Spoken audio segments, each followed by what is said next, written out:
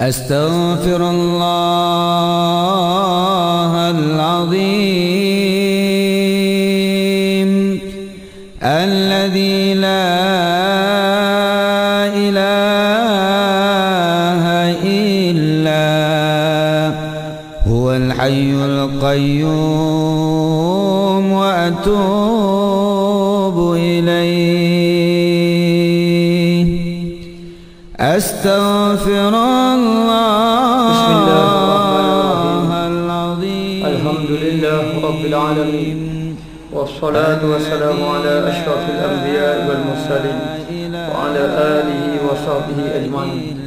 سبحانك لا علم لنا إلا ما علمتنا إنك أنت العليم الحكيم. رب اشرح لي صدري ويسر لي أمري واحلل عقدة من لساني يفقهوا قولي. تلقين جماعة أن يعلى ابن الشداد قال حدثني أبي الشداد ابن أوس رضي الله عنه وعبادة ابن صامت هادي يصدقه قال كنا عند رسول الله صلى الله عليه وسلم فقال هل فيكم غريب يعني من أهل الكتاب فقلنا لا يا رسول الله فأمر بغلق الباب فقال ارفعوا أيديكم وقولوا لا إله إلا الله فرفعنا أيدينا وقلنا لا إله إلا الله ثم قال صلى الله عليه وسلم الحمد لله اللهم إنك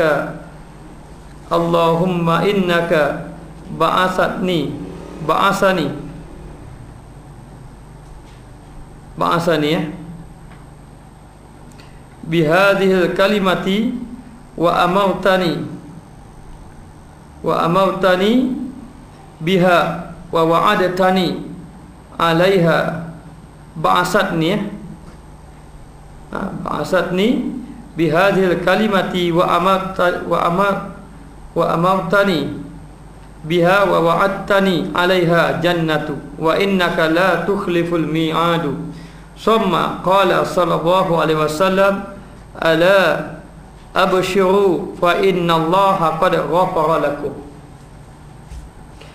Maksudnya daripada Ya'la ibn Shaddad, beliau berkata Abu Shaddad ibn Aus radhiyallahu anhu telah menceritakan kepadaku, sementara Ubadah ibn Samit pula menghadiri majlis tersebut dan membenarkannya.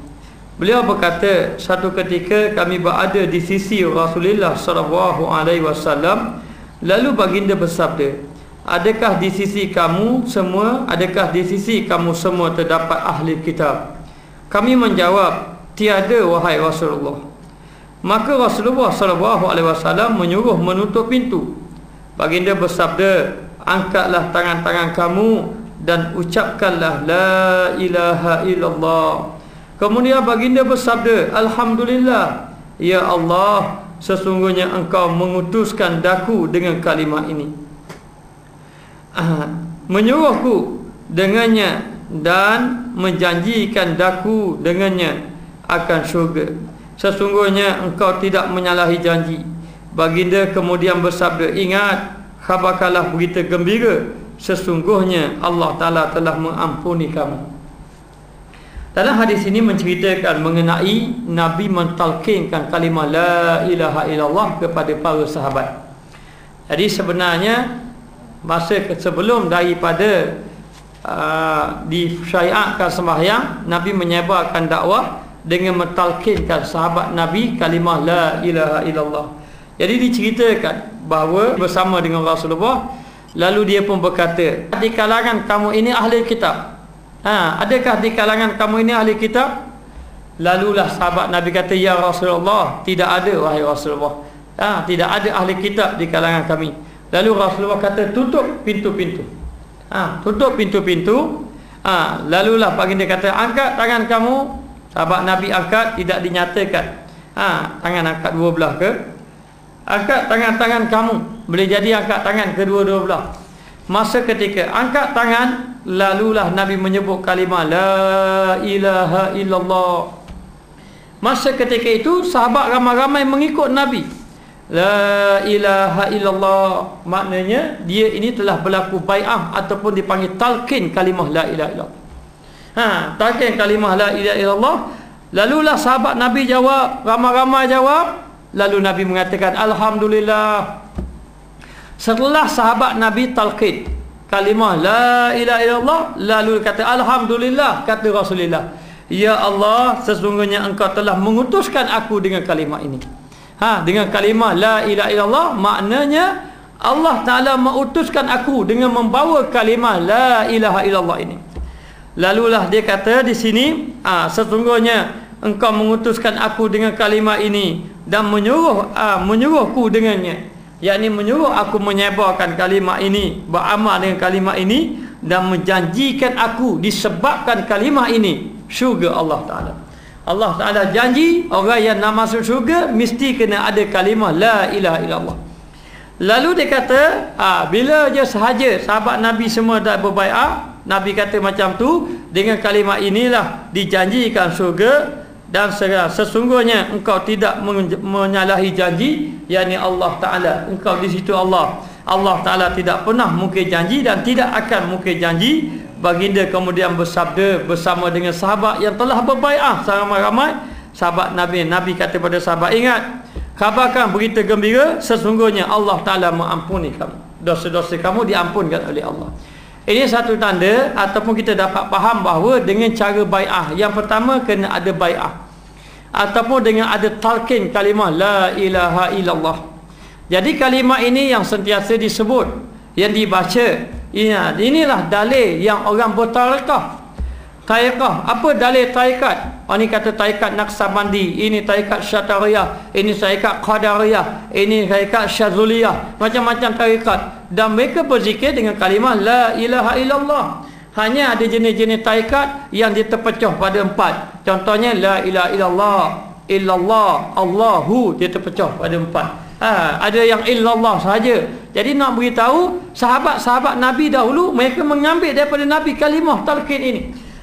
Ambil talqin kalimah la ilaha illallah, lalu mereka amalkan la ilaha illallah. Bila mereka amalkan la ilaha illallah, disebut sama la ilaha illallah. Jadi nak seruhnya Nabi apabila mentalqin sahabat supaya kalimah la ilaha illallah ni tertanam dalam hati. Kita sekarang ini mengucap kalimah la ilaha illallah, tapi kalimah la ilaha illallah tidak tanam dalam hati. Apa buktinya? Kadang-kadang bila sampai masa Allah Ta'ala tak ada dalam hati, takut mengenai rezeki, takut kepada makhluk dan sebagainya. Sahabat-sahabat Nabi bila dia mentalqinkan kalimah la ilaha illallah, dia mengambil kalimah ini daripada Nabi, dan Nabi mengatakan bahawa sesungguhnya kamu diampunkan dosa oleh Allah.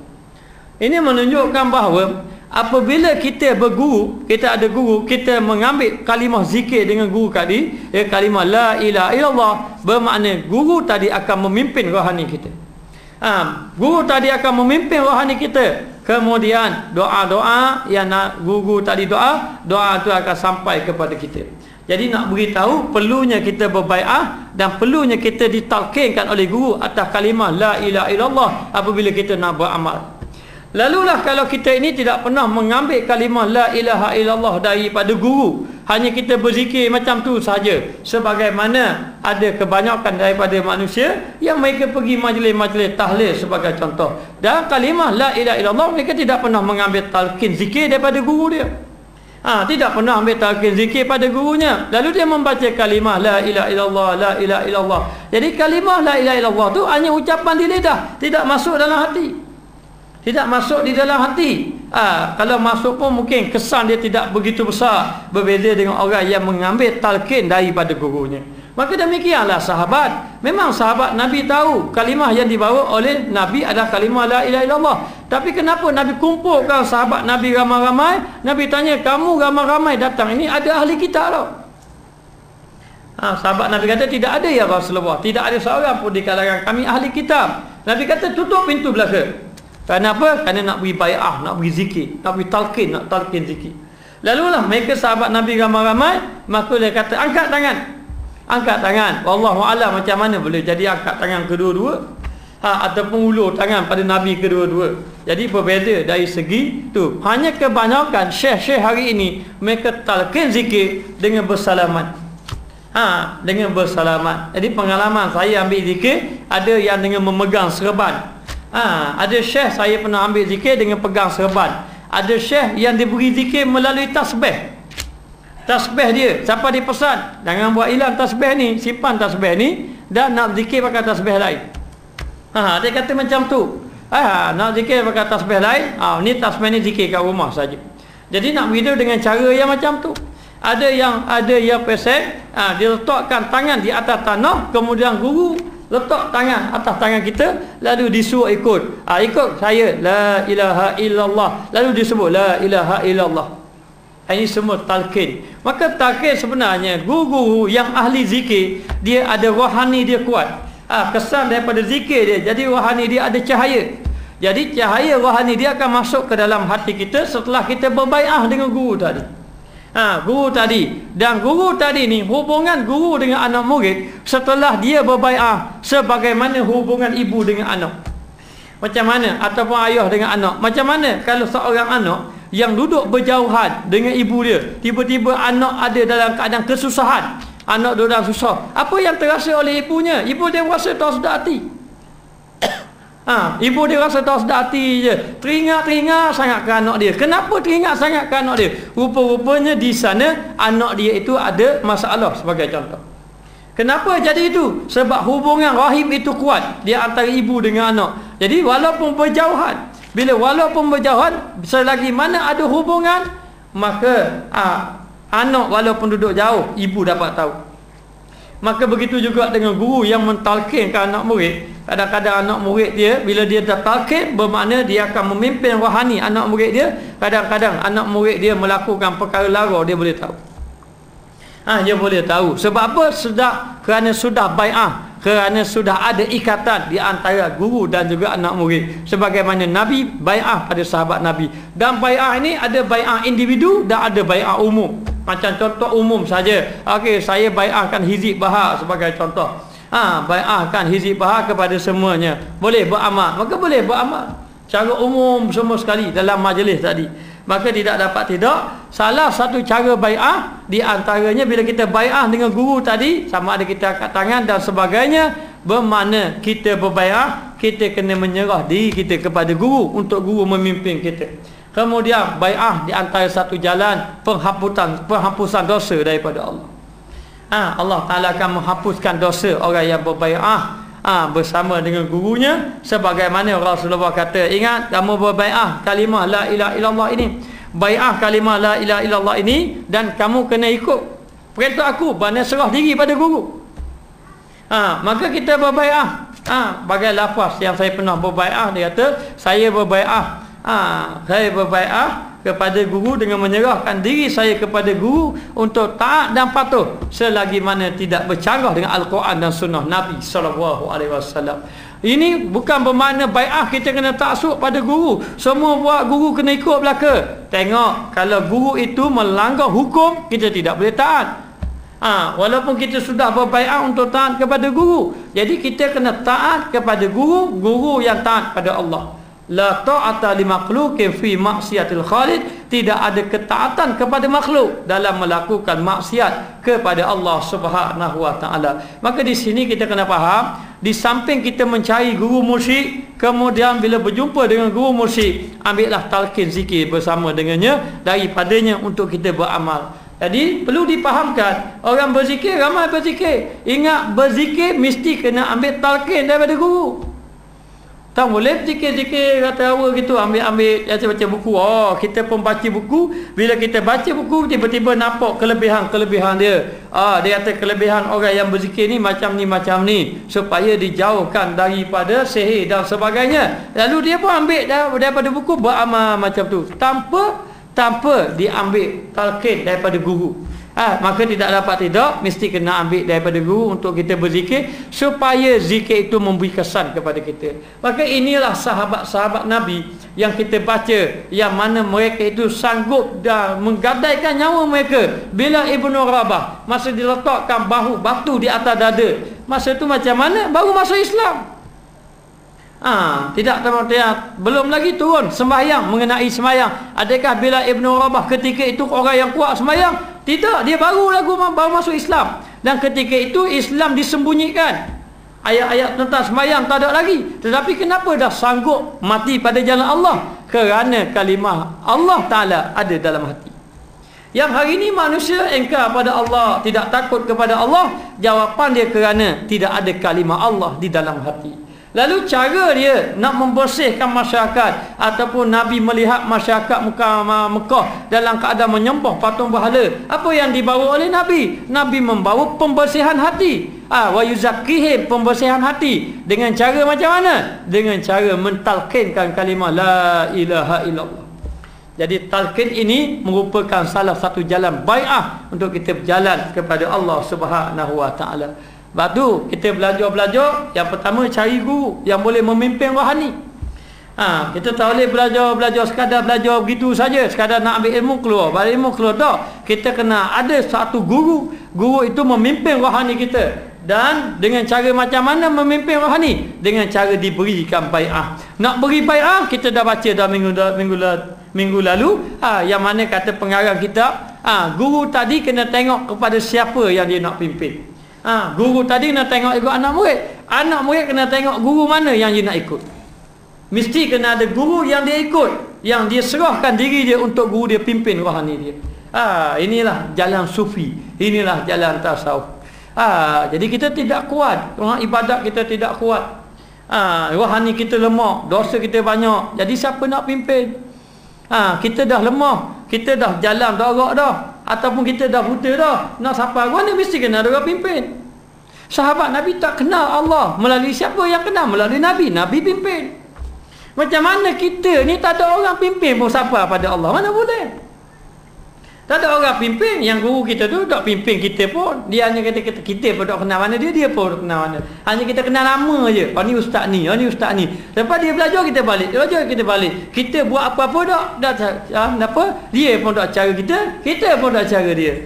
Ini bukan guru cara yang diajar oleh sufi. Sufi dia kata kalau kamu belajar tasawuf, mesti kamu kena duduk dengan seorang guru yang kamu serah diri kamu kepada guru. Dan guru tadi bila pimpin kepada kamu, di antaranya guru tadi akan mentalkinkan zikir ataupun beri bai'ah, beri taikah kepada kamu. Kemudian dia akan memimpin kamu. Dia akan tanya bagaimana zikir, buat tak buat, macam mana zikir, buat ke tak buat lagi. Ataupun dia tengok macam mana, kenapa kita lemah, dia tolong doakan kita. Bahkan guru dia boleh berzikir banyak-banyak, 3,000, 4,000, dia hadiahkan 1,000 untuk kita supaya rohani kita kuat. Itulah nak tahu pengajian sufi memang macam tu. Kena ada guru, kena ambil bai'ah dengan guru, kena berzikir, dan juga kena ada bai'ah ataupun kena ada penyerahan diri kepada guru. Ini perjalanan sufi. Inilah yang dibawa oleh sahabat-sahabat, yang diikuti ataupun dilalui oleh sahabat-sahabat ketika mereka bersama dengan baginda Rasulullah sallallahu alaihi wasallam. Maka berdasarkan dalil ini yang sahabat Nabi takinkan kalimah la ilaha illallah, ini sebagai satu dalil jalan tariqah. Jalan tarikat yang kita panggil tarikat tu betul ada dalil, ada daripada Nabi ke tidak Nabi. Ini dia dalil daripada hadis Nabi.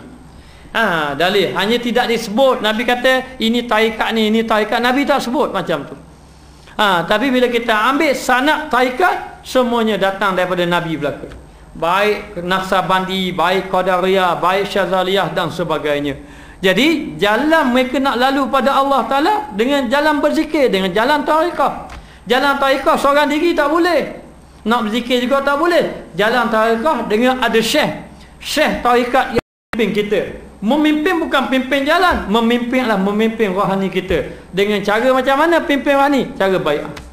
Kata guru saya, anak murid ada 2 golongan ustaz. Dia kata satu golongan khusus, satu golongan umum. Golongan umum ni ustaz tak pimpin rohani dia. Tak pimpin, maknanya dia buat apa-apa tak ada benda-benda. Dan golongan umum ni kadang-kadang dia belajar dengan kita, kesan rohani dia tidak kuat. Hanya. Tapi kalau satu lagi anak murid khusus. Anak murid khusus ni yang bersama dengan kita, dan kita pun bai'ah dengan dia, ataupun dia ikut kita. Dan ini bawa kuat dia kata. Rohani kesan dia. Jadi kesan dia macam mana? Dia tengok atas kita. Kalaulah kita rohani kita kuat, Contohnya kita ini jenis orang yang kuat berzikir, kesan pada anak murid kuat juga berzikir. Jadi dia kata guru saya, kitab ni baca kitab bukan atas kitab. Baca kitab ni mesti orang ramai. Baca kitab ni ini orang kurang. Bukan salah kitab. Kitab dikarang oleh ulama-ulama belaka. Yang lemah, yang kurang iman orang yang bawa tadi. Orang yang kuat rohani, dia baca kitab mana-mana pun orang kesan rohani dia tadi. Kesan rohani dia. Anak murid pula bila dia duduk saja dengan guru, bila dia berbai'ah, kesan rohani guru akan tumpah pada dia.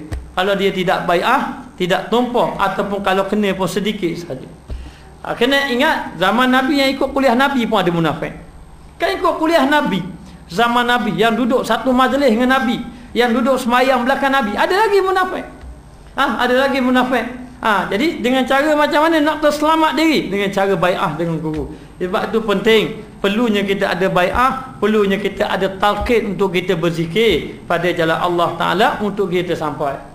Jadi cuba kita tengok orang zikir-zikir, gigi makan, tahlil ke dan sebagainya, sekadar berzikir macam tu ya. Kesan rohani tidak ada. Syekh siapa-siapa nak jadi syekh pun boleh. Syekh ni adalah orang yang bawa zikir. Kalau ilmu tarikat, orang yang bawa zikir. Oleh kerana dalam bab tahlil itu ada zikir kan. Okey, jadi syekh kejap. Jadi syekh nak jadi syekh senang je, mengapa sikit. Bawa itu. Syekh yang sebenar, syekh tarikat ini adalah syekh yang memimpin rohani. Dia bawa zikir. Dia bawa zikir tadi. Zikir yang dia bawa tadi, dia bai'ahkan kepada anak murid dia, dia talqinkan kepada anak murid dia. Dan ingat, bila anak murid tadi sudah bai'ah dengan guru, bila anak murid dengan telah bertalqinkan, ditalqinkan oleh guru, dan dia ni nak duduk bawah guru, syarat dia kena serah diri pada guru. Serah diri kepada guru. Dengan arti kata, kena mesti taat pada guru. Dan tidak boleh membantah guru, kecuali guru tak dilanggar hukum Allah Ta'ala, baru boleh bantah. Baru boleh tinggalkan. Jadi dalam Islam tidak ada ta'assub sebenarnya. Yang taat kepada Allah dan juga Rasul. Jadi mana-mana yang taat pada Allah dan Rasul, kita perlu taat kepada dia. Maka kita dapat faham di sini, jalan sufi mesti kena jalan mencari guru yang mursyid. Yang pertama, jalan yang kedua mesti kena ada bimbingan guru melalui zikir-zikir yang telah ditentukan oleh guru, dan zikir tadi mestilah ada bai'ah daripada guru. Tengok, itu jemaah ramai-ramai. Nabi pun bertalqin ramai-ramai kalimah la ilaha illallah. Talqin individu pula. Ni individu, ni khusus.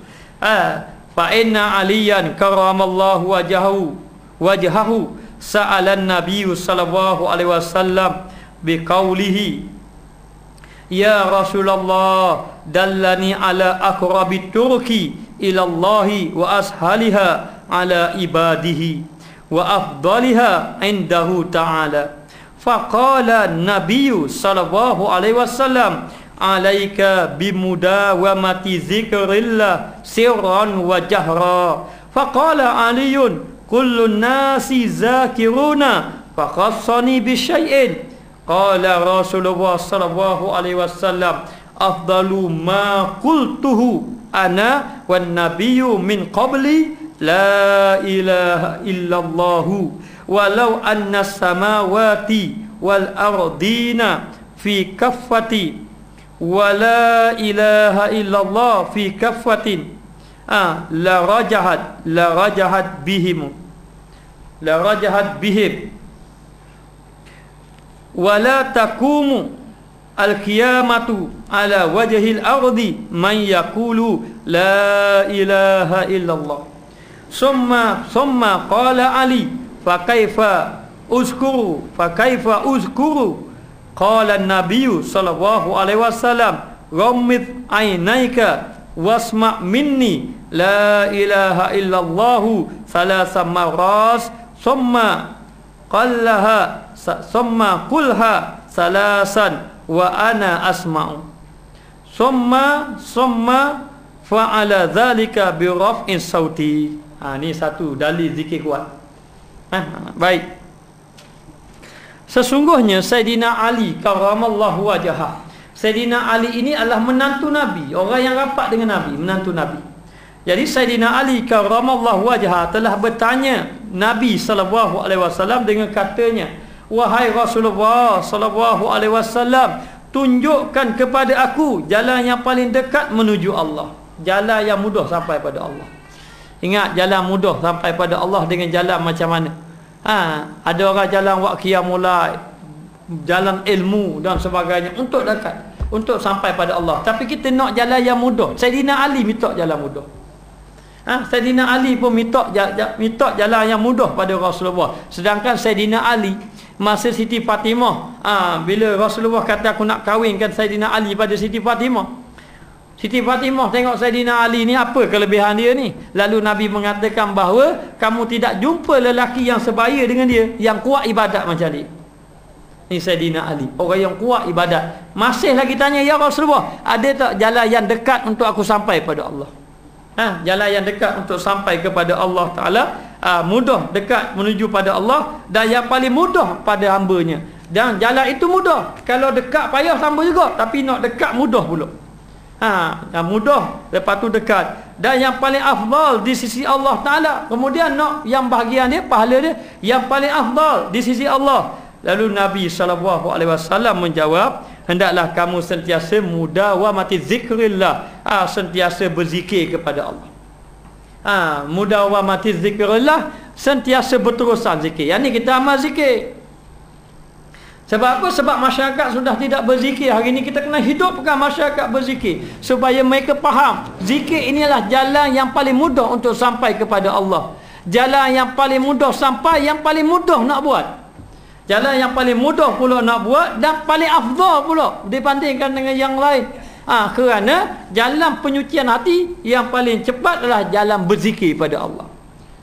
Tu Nabi. Nabi beritahu pada Saidina Ali, dan Nabi minta pada Saidina Ali itu dengan melazimi, yakni sentiasa berzikir kepada Allah secara sir dan secara jahar. Secara sir, sirnya maknanya secara tersembunyi, ataupun secara perlahan, jahar secara kuat.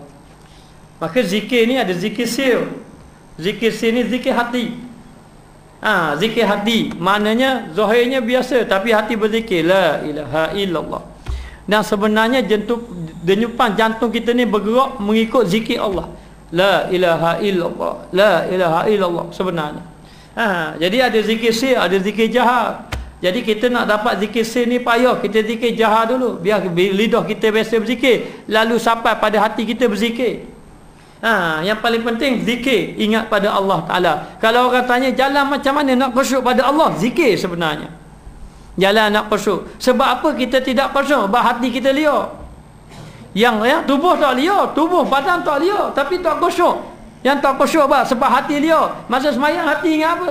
Tetapi kalau hati itu dilatih mengingati Allah, maka masa kita semayang hati kita ingat Allah lah. Sebab apa? Sebab sebelum semayang hati kita dilatih mengingati Allah. Maka disuruh kita berzikir la ilaha illallah, la ilaha illallah. Dan amalan zikir tu bukan Nabi, sahabat Nabi tahu dah berzikir. Tahu dah berzikir, tapi ambil dengan Nabi. Ambil dengan Nabi. Batu kata guru saya, amalan nak jadi barakah mesti kena ada sanad daripada guru. Nak dapat sanad tu mesti kena ada bai'ah ataupun bai'ah daripada guru. Kita kena ambil daripada guru. Guru ajar kita la ilaha illallah, la ilaha illallah. Jadi kita berzikir-zikir ni, kita semuanya ada sanad-sanad yang kita ambil daripada guru untuk kita berzikir. Jadi dia kata, Nabi kata sentiasalah kamu berzikir, sama ada secara sir, secara rahsia, maknanya berzikir di dalam hati, dan secara jahar, secara kuat. Boleh kita zikir secara kuat. Kenapa perlu berzikir secara kuat? Orang tanya saya, apa zikir kuat-kuat mengganggu orang? Zikir kuat-kuat ini mengganggu orang. Mengganggu orang yang hati lalai, supaya kita dekatkan hati dia kepada Allah.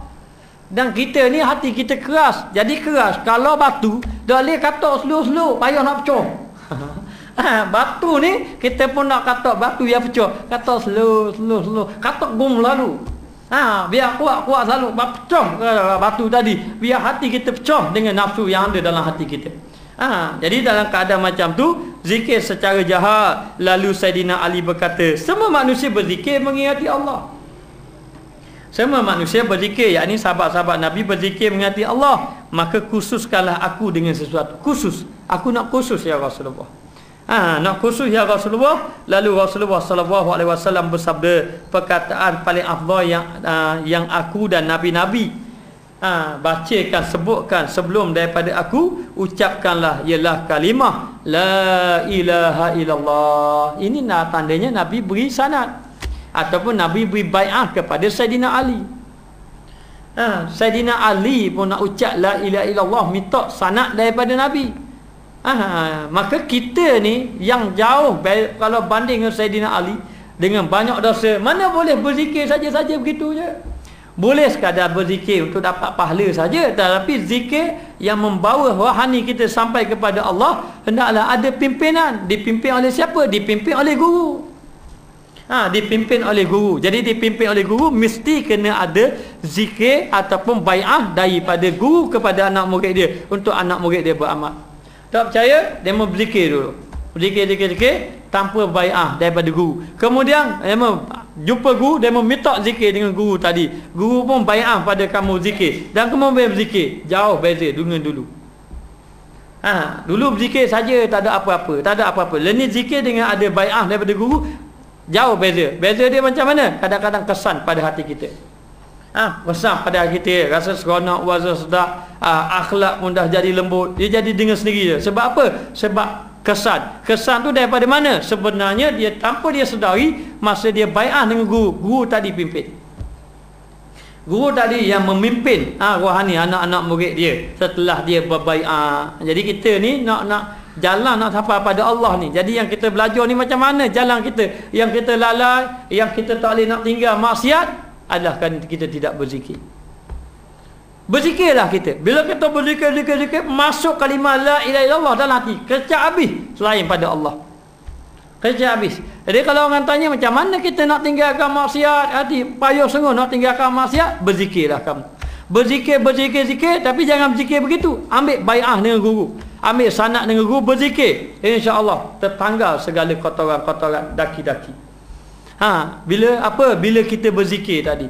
Bila berzikir, habis sifat-sifat mazmumah yang ada dalam hati kita ni terhakis.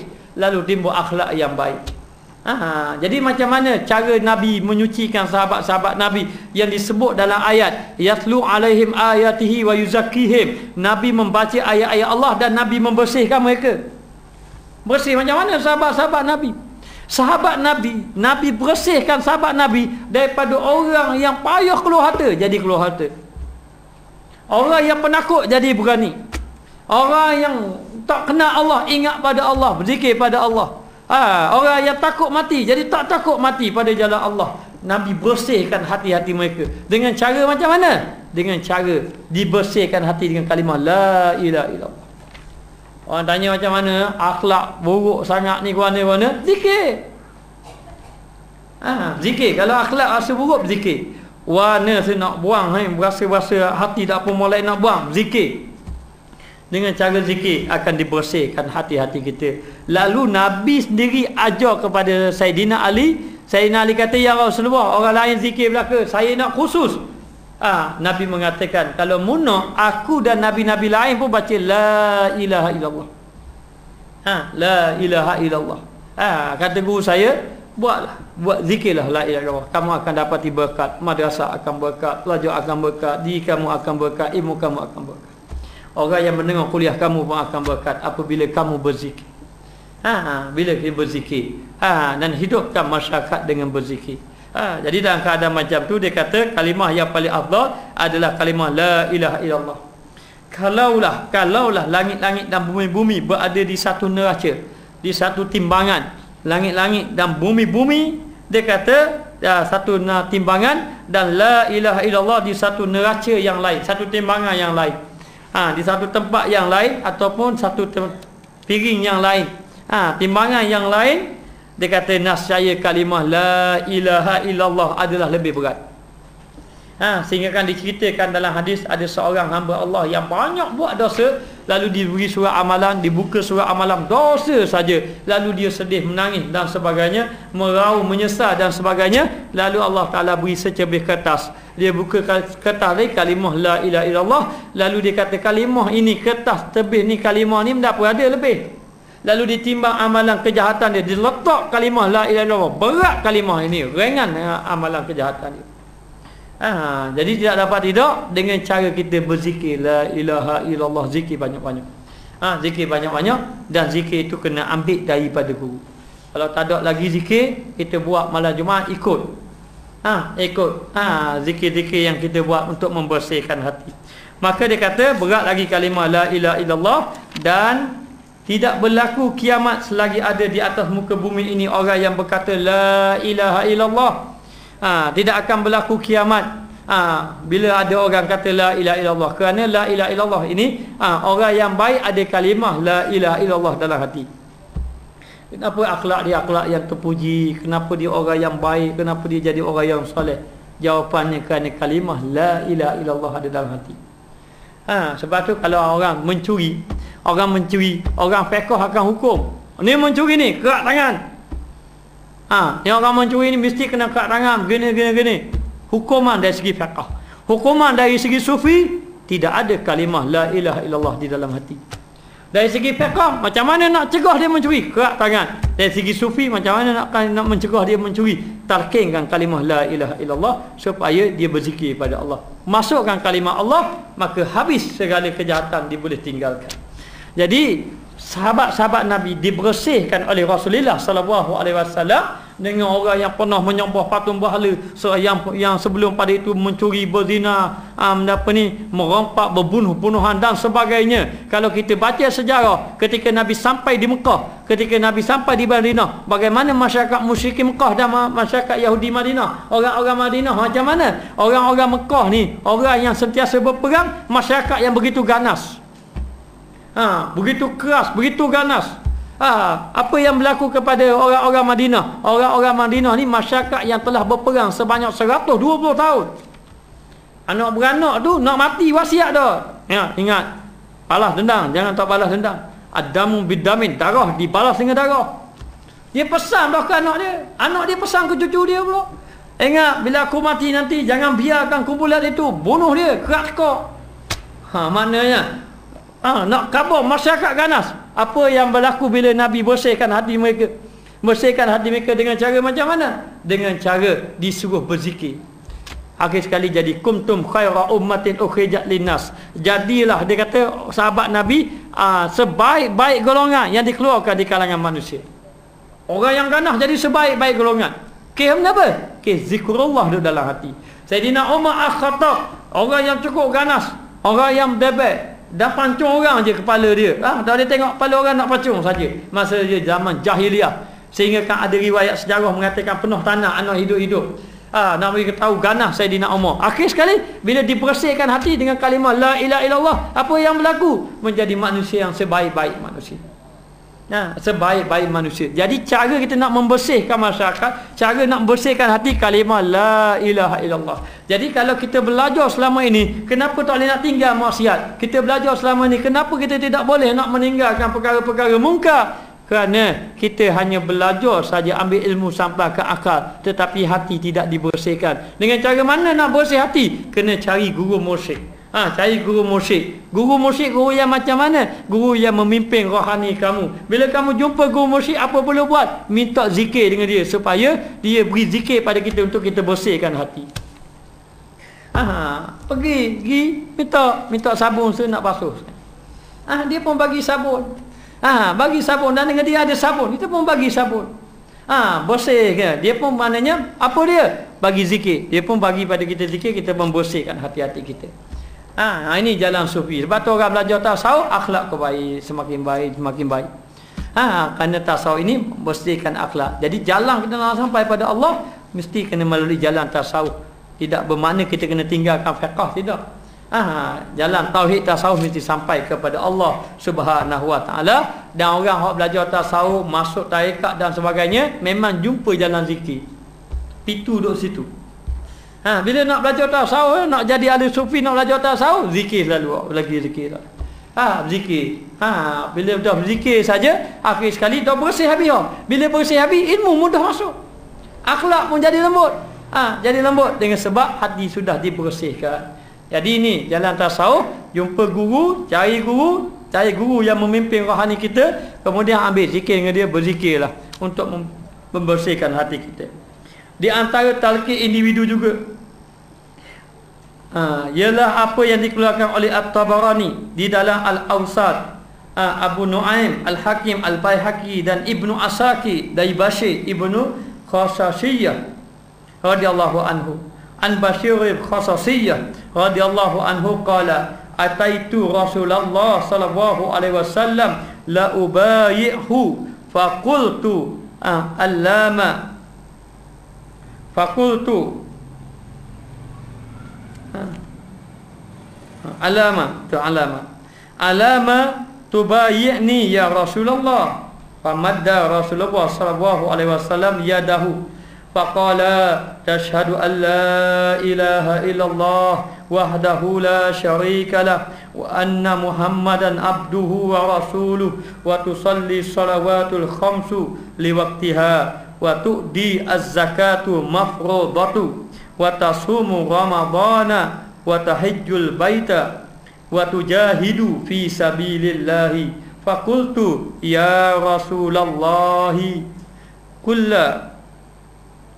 kulla natiku illa isnataini fala atikuhuma az-zakatu wallahi mali illa ashra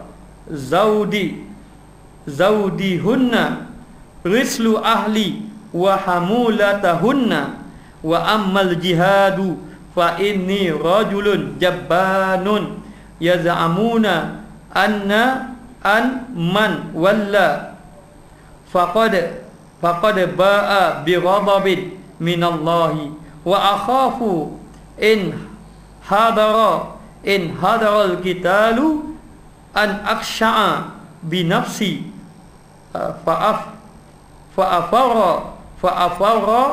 fa'abu'u bi ghadabin minallahi.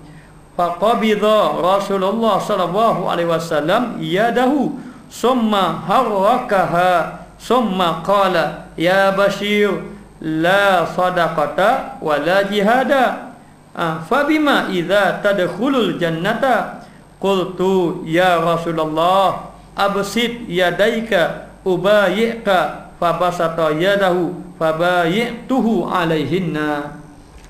Ini satu lagi kisah yang Nabi cerita daripada Bashir Ibnu Khasasiyah radhiyallahu anhu berkata, aku datang berjumpa Rasulullah sallallahu alaihi wasallam untuk aku berbai'ah dengan Rasulullah, berbai'ah dengan baginda Rasulullah sallallahu alaihi wasallam. Jadi sahabat Nabi, dia jumpa Nabi, dia bai'ah. Jadi kita kalau orang-orang alim mari jumpa dekat kita, syekh mari jumpa dekat kita, kita minta bai'ah dengan dia. Walaupun dia bagi amalan yang pendek-pendek ke, dia bagi amalan, kita boleh berbai'ah untuk kita nak beramal.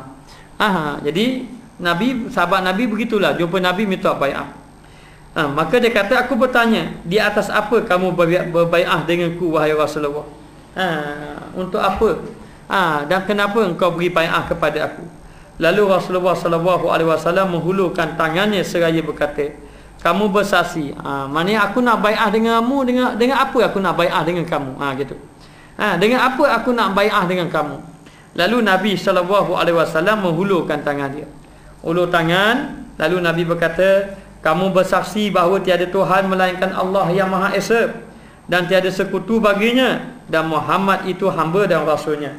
Kamu sembahyanglah 5 waktu di dalam waktu-waktunya, dan kamu kerjakan haji yang wajib ke atas kamu, dan berpuasalah di bulan Ramadan, menunaikan haji di Mekah, serta berjihad pada jalan Allah Subhanahu wa taala. Aku berkata, wahai Rasulullah, semuanya aku mampu, kecuali 2 saja aku tidak mampu. 2 saja yang aku tidak mampu, iaitu yang pertama zakat. Demi Allah tidak ada bagiku kecuali 10 ekor unta. Dorok lagi nak keluar zakat. Aku tak boleh. Hak lain boleh, hak tu tak tahan. Kenapa? Yang pertama zakat. Sebab tak ada banyak, ada 10 ekor je. Ingat ke tak ada seekor? Tak banyak mana ya Rasulullah, hanya ada 10 ekor unta je. 10 ekor unta. Tapi sayang, sebenarnya semuanya itu untuk mendapatkan susu kepada keluargaku. Hanya 10 ekor unta tu aku guna belaka untuk memberi susu kepada keluargaku, dan juga menggunakan sebagai tunggangan. Tunggangan. Kemudian dia kata tunggangan mereka. Ada pun yang kedua jihad. Hak lain boleh, semayang boleh tahan hari, puasa boleh tahan hari. Jadi dua tak tahan. Kenapa? Zakat, yang pertama zakat sebab ada 10 ekor je. Tak banyak mana ada 10 ekor je. Tapi 10 ekor tu utin nak guna, nak buat guna. Dan yang keduanya jihad. Mengenai jihad. Sebab apa dia kata? Ni dia kata fa inni rajulun jabban. Aku penakut. Aku orang yang tak berani nak perang, memang tak berani nak perang. Sahabat Nabi kata, aku ni seorang yang penakut. Dia beritahu, mereka menyangka bahawa sesiapa yang berpaling ke belakang, maka sesungguhnya ia telah menempah kemukaan kepada Allah. Kerana sahabat Nabi pun menyangka, sahabat Nabi kata dah, orang-orang yang berpaling daripada perang, dia akan lari pada medan perang, bermakna dia menempah kemukaan Allah. Jadi kalau aku pergi perang, tengok orang pihak musuh nak tikam, tabat aku tembak lari. Dia tembak lari, dia haka pula pada Allah. Dia haka pada Allah Ta'ala. Jadi tak sanggup. Aku takut sekiranya berlaku peperangan, aku sayang pada diriku, lalu aku lari.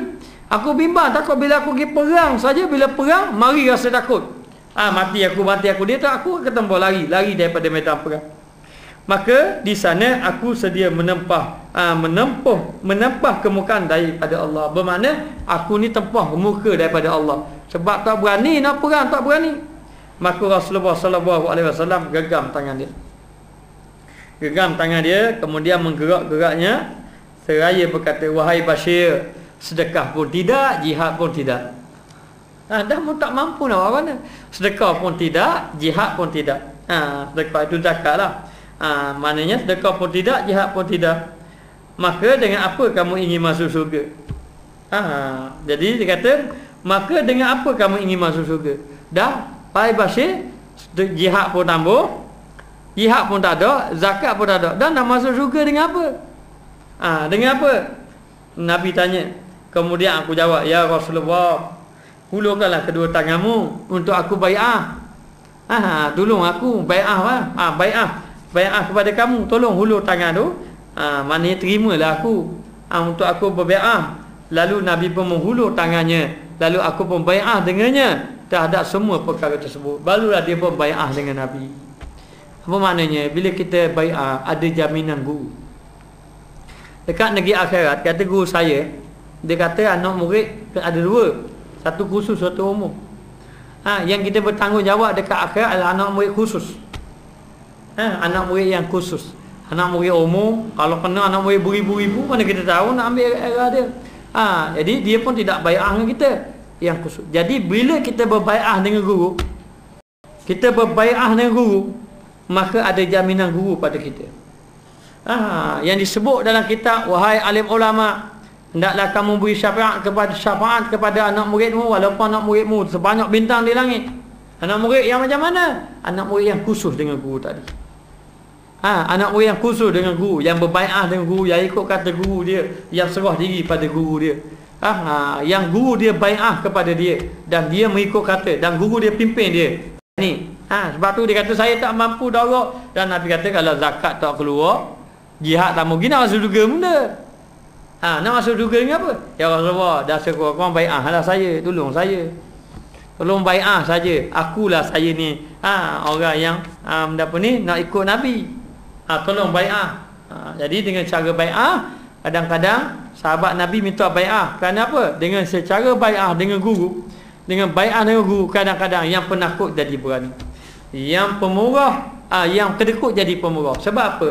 Sebab bila kita berbai'ah dengan guru, ibaratnya kesan rohani guru dia akan masuk pada tu. Dia akan ada kesan dia kepada anak murid dia. Boleh jadi guru tadi orang yang pemurah, lalu bila dia berbai'ah dengan guru, bersobah dengan guru, kesan daripada sobah dengan guru, bai'ah dengan guru tadi, dia pun jadi orang yang pemurah. Dia pun akan jadi macam tu. Itu kepada guru yang kita ambil dia sebagai guru. Yang kita nak duduk bawah dia, yang kita sanggup ditabiah pada dia, yang kita akan ikut kata dia. Kalau kita duduk sama dia, kita tak ikut kata dia, tak ada juga. Sebab tu ingat, bila kamu berbai'ah dengan dia, berbai'ah dengan guru, kamu kena taat dengan guru tadi. Taat ikut kata, supaya kesan rohani itu akan sampai kepada anak murid. Ini rahsia orang-orang sufi. Sebab tu kena faham. Imam Ghazali dia duduk dengan Syekh dia tak lama, 2-3 tahun dia alim. Alim sufi saja. Macam mana juga? Sebab tu kata siapa ni? Izzuddin Abdul Salam. Kalau tak sabit 3 tahun.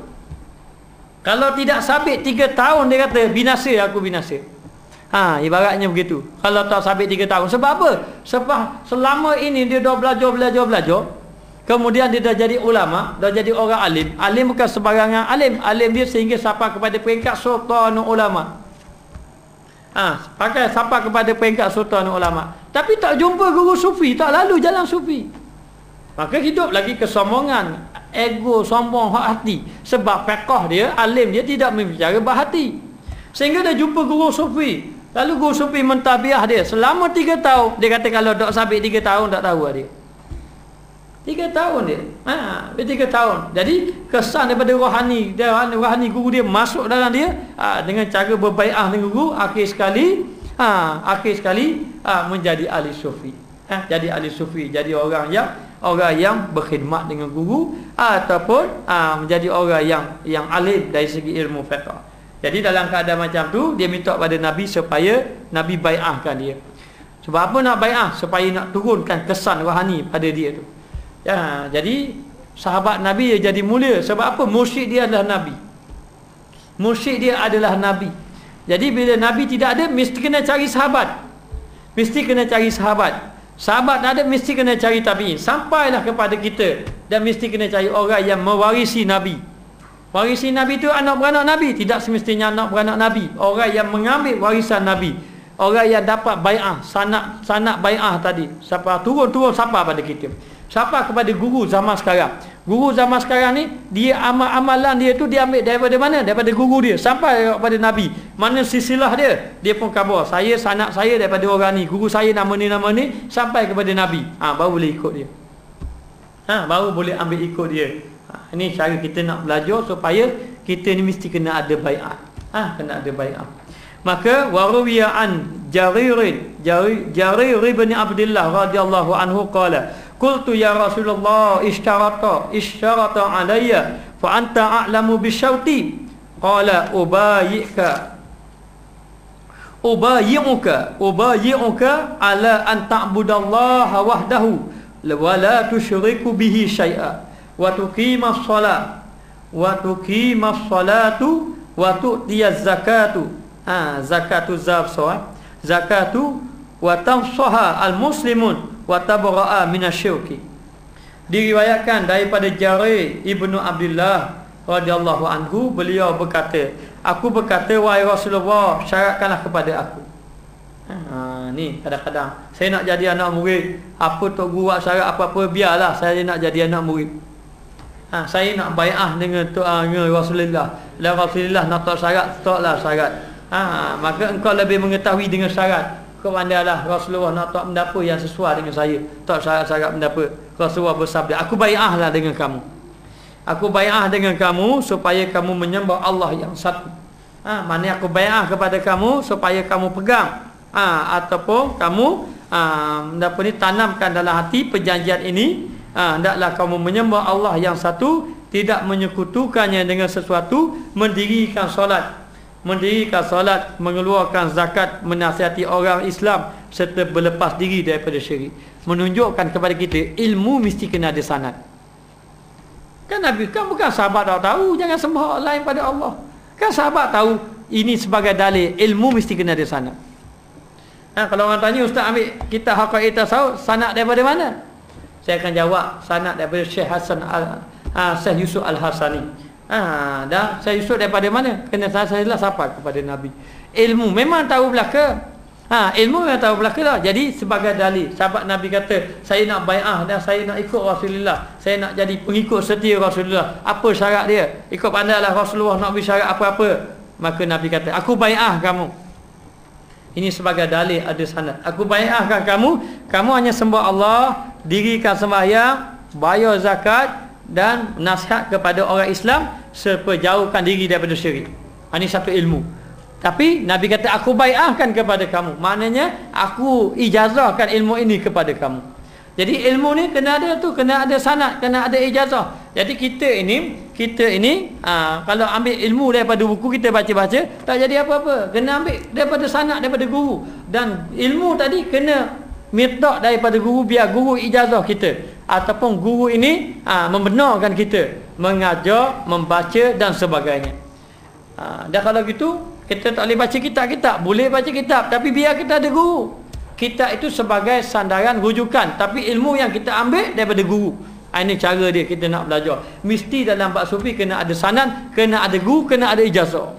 Dah kena buat convocation ke? Tak mesti. Kena buat convocation pakai jubah topi sengit macam tu lah. Tu convocation ijazah lain. Ijazah, pengijazahan daripada guru. Kena jemput orang-orang besar-besar dah tu. Tak nak chancellor ke? Tidak. Padahal tak ada tangan gitu je, salam je. Saya ijazahkan kamu untuk membaca kitab Minhajul Abidin, untuk mengajar kitab Minhajul Abidin. Begitu. Begitu ilmu. Barulah guru yang menyampaikan ilmu tu akan memberi kesan kepada orang yang mendengar. Dan orang yang mendengar pun akan rasa kesan dengan ilmu yang disampaikan. Sebab apa? Sebab guru tadi ada sanad. Dalil ni. Sahabat Nabi minta Nabi, saya nak bai'ah. Nabi kata aku bai'ah kamu, keluar zakat, haji dan sebagainya. Kan itu ilmu, kena ada sanad. Sehingga kan Nabi kata, ubayi'uka, aku bai'ahkan kepada kamu. Dalam hadis lain, Anjari aidan qala bayi'tu Rasulullah sallallahu alaihi wasallam ala iqamis salah wa ita'iz zakat wa nafhi likulli muslimin. Juga kepada Jarir radhiyallahu anhu, beliau berkata, aku berbai'ah dengan Rasulullah sallallahu alaihi wasallam untuk mendirikan sembahyang. Bai'ah, nak dirikan sembahyang, minta dengan Nabi bai'ah supaya berkat tu. Nak bai'ah, dia minta dengan Nabi untuk mendirikan sembahyang, keluarkan zakat serta menasihati setiap orang muslim. Jadi pesan, kalau nak belajar ilmu, cari guru yang ada sanad. Kitab yang dibaca biar ada sanad. Biar ada sanad. Kemudian kita pula kena cari juga sanad-sanad, mana ilmu-ilmu untuk kita amalkan. Dan hadis yang terakhir, an Abdullah bin Umar radhiyallahu anhuma qala kunna idza bayyana Rasulullah sallallahu alaihi wasallam ala sam'i wa ta'ati yaqulu lana Rasulullah sallallahu alaihi wasallam fi mastata'tum. Daripada Abdullah ibnu Umar radhiyallahu anhuma, beliau berkata, apabila kami berbai'ah dengan Rasulullah, kami minta bai'ah dengan Rasulullah, kami minta sanad dengan Nabi, untuk dengar dan taat, baginda bersabda kepada kami, kami bai'ah dengan Nabi, kami dengar, kami taat. Nabi kata, kamu bai'ah dengan saya, tapi dengar dan taat sekadar yang kamu mampu. Sekadar yang kamu mampu, kata Rasulullah sallallahu alaihi wasallam. Jadi di sini kita dapat faham bahawa ilmu mesti kena ada sanad, dan kita nak amalkan zikir pun biar kena ada sanad. Ini jalan sufi yang untuk membersihkan hati kita. Wallahu a'lam. Bismillah.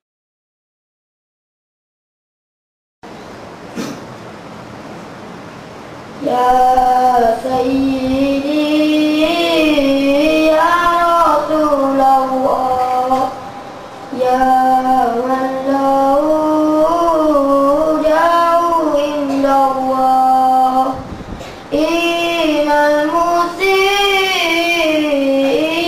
qad jauh bidambi ya tawfirunallah ya Sayyidi ya Rasulullah ya man lahu jauh indallah inal musina qad jauh bidambi ya